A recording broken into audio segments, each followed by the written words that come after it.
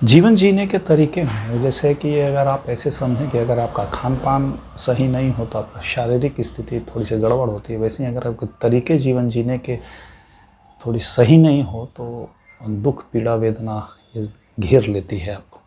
तो आइए समझते हैं कि आज हम इस चक्र ये जो चक्र दुःख का चलता है या वेदनाओं में घिरे रहते हैं, किसी से बात ना करना या बहुत अंदर से नाखुश रहना, तो इसको कैसे हम ठीक कर सकते हैं और कैसे इसमें सुधार ला सकते हैं और कैसे दूसरों को भी आप ठीक होकर दूसरों को भी इससे सहायता दे सकते हैं, या आपके अगर आप ठीक भी हैं तो अगर आपके अगल-बगल कोई ऐसे रहते हैं परिवार में या दोस्त में या बहुत सारे ऐसे कलीग होते हैं जो इस चीज़ से प्रभावित रहते हैं या इसे झेलते रहते हैं दुखों को। तो अभी वर्तमान समय में जो सामाजिक स्थिति है वो इसका प्रभाव उस पर बहुत ज़्यादा रहा है, दुखों का, पीड़ाओं का। तो हम चूँकि अब समाज भी न्यूक्लियर होते जा रहा है, न्यूक्लियर फैमिली की कॉन्सेप्ट आती जा रही है कि हम माना वाइफ हस्बैंड हो गए या बच्चा हो गया, ये न्यूक्लियर तरह का परिवार होते रहे, अपार्टमेंट कल्चर चलते जा रहा है। चूँकि हमारे सबसे पहले ये समझना है कि पारिवारिक जो दायित्व होती थी वो अब धीरे धीरे ख़त्म होते जा रहा है। जो नाना नानी या दादा दादी का जो कॉन्सेप्ट रहता था वो अब ख़त्म हो रहा है।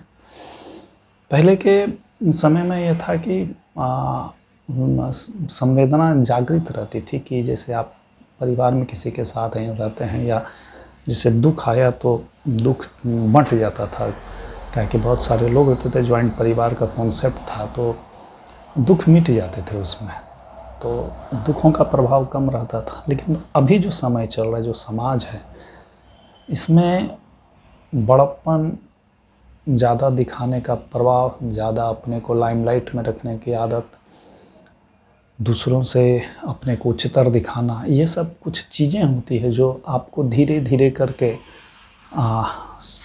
काटते चले जाते हैं आपको लोगों से। और जब आप लोगों से कटते चले जाएंगे, अपने जो दोस्त हैं या परिवार के कुछ सदस्य हैं उनसे जो आप कटेंगे धीरे धीरे, तो ये चीज़ें आपको घेरना शुरू करती हैं। आपको लगता है कि उसने ऐसा कहा या उसने ऐसा सोचा, ये सब बातें आपको घेरने लगती हैं। तो बात है कि इन सब चीज़ों से बचा कैसे जाए, इन दुखों से बचा कैसे जाए। तो सबसे पहले यह है कि एक संस्कृत में एक कहावत है कि मुखम किम दरिद्रम, मुख से दरिद्र नहीं होना चाहिए। तो सबसे पहले ये कि आपको वार्तालाप, बातचीत होते रहनी चाहिए लोगों से। बिल्कुल कट जाना भी दिक्कत है आपके लिए। ये तो हो गई, बातचीत तो होनी चाहिए। और बातचीत से क्या होती है कि अगर आप किसी से लगातार बात करते हैं और बातचीत से आपकी जो उस क्षण जिस वक्त आप बात कर रहे हैं उस क्षण आपको दिखेगा कि आप अपने जो केंद्र से वो आप अलग हो जाते हैं। जो जैसे अब कमरे में हैं या कहीं बैठे हुए एकांत में, तो आपको लगता है कि हाँ मैं बहुत ये हूँ, सब कुछ होने के बावजूद दुखी हूँ, कोई उत्साह नहीं है, मैं खुश नहीं हूँ, तो ऐसे चिंताएं घेरे रहती हैं। तो आप बातचीत करते रहिए, बातचीत से ये सब चीज़ें हटेंगी। दूसरी चीज़ की जो महत्वपूर्ण, सबसे महत्वपूर्ण है कि लोगों की दो चीज़ बिल्कुल मर चुकी है, एक ज़मीर और दूसरा उसका बालपन। अगर ये दोनों का आप जीवित रखते हैं दोस्तों, बहुत ही महत्वपूर्ण चीज़ है। अगर आपकी ज़मीर जिंदा है तो आपको डिगने नहीं देगी, और अगर आपका बालपन अंदर में, बचपना अगर आपका जीवित है तो वो आपको नाखुश होने नहीं देगा। तो ज़मीर को ज़िंदा रखिए। ज़मीर आपको कभी भी सत्य असत्य, धर्म अधर्म, पाप पुण्य, इन सब चीज़ों से आपको सचेत करते रहेगा। नहीं ये गलत है, ये करने से ये गलत हो जाएगा। और अगर आप किसी गलत चीज़ में फंसे या गलत काम कर दिए या आपको लगा कि अरे क्षणिक, चूँकि गलत व्यक्ति इसलिए कर देता है कि उसको क्षणिक सुख चाहिए, दीर्घ सुख के चक्कर में रहता नहीं, उसको क्षणिक सुख, अच्छा ऐसे करेंगे तो ये मिल जाएगा, अच्छा ये कर देंगे तो इससे 2 रुपये आ जाएगा। तो क्षणिक सुख में आप धीरे धीरे आपकी आदत बनते जाती है, और ये आदत धीरे धीरे आपको, आपका वातावरण उस तरह का बन जाता है कि अब आप उसी में इन्वॉल्व हो जाते हैं। तो ज़मीर को मरने मत दीजिए, अपने ज़मीर को जीवित रखिए। ज़मीर ज़िंदा रहने से आपकी सब कुछ संतुलन रहेगी जीवन में। जैसे तराजू का दो पलड़ा होता है, तो एक तरफ ज़मीर एक तरफ बालपन, ये अगर आपका बैलेंस है तो बाकी चीज़ें आपके सारी चीज़ें ठीक चलती रहेंगी। तो ज़मीर बहुत ज़रूरी है आपके लिए। अपने ज़मीर को मरने मत, ये आपको कर्तव्यनिष्ठ बना देगा, आपको सत्य पे चलने की ताकत दे देगा, आपको किसी से निडरता बनाए रखेगा। और सबसे बड़ी चीज़ है कि अगर आप स्वयं से आपको आँख मिलाने की ताकत देगी। जो व्यक्ति स्वयं से आँख नहीं मिला सकता है वो किसी से आँख नहीं मिला सकता है। इसलिए ज़मीर अगर आपकी मजबूत है तो आप स्वयं से आँख मिला सकते हैं कि मैं सही हूँ, मुझे किसी का परवाह नहीं है। आप सही हैं, आप सत्य हैं, आपका काम सत्य है, तो आपको परमात्मा आपके साथ रहेंगे, हमेशा खड़े रहेंगे। लेकिन गलत रहेंगे तो आप खुद ही समझें कि मैं गलत हूँ, तो जब आपको ये आभास होगा कि मैं गलत हूँ तो ये आपके लिए उचित भी नहीं होगा। दूसरी चीज़ कि बालपन की देखें तो बालपन में ये होता है कि बचपना आपके जीवित रहने, अब वो जैसे आप किसी बच्चे को देखिएगा ना, अबोध है, वो बिल्कुल कोरा है, ब्लैंक रहता है, कली है एक तरह से, वो खिलने की स्थिति में।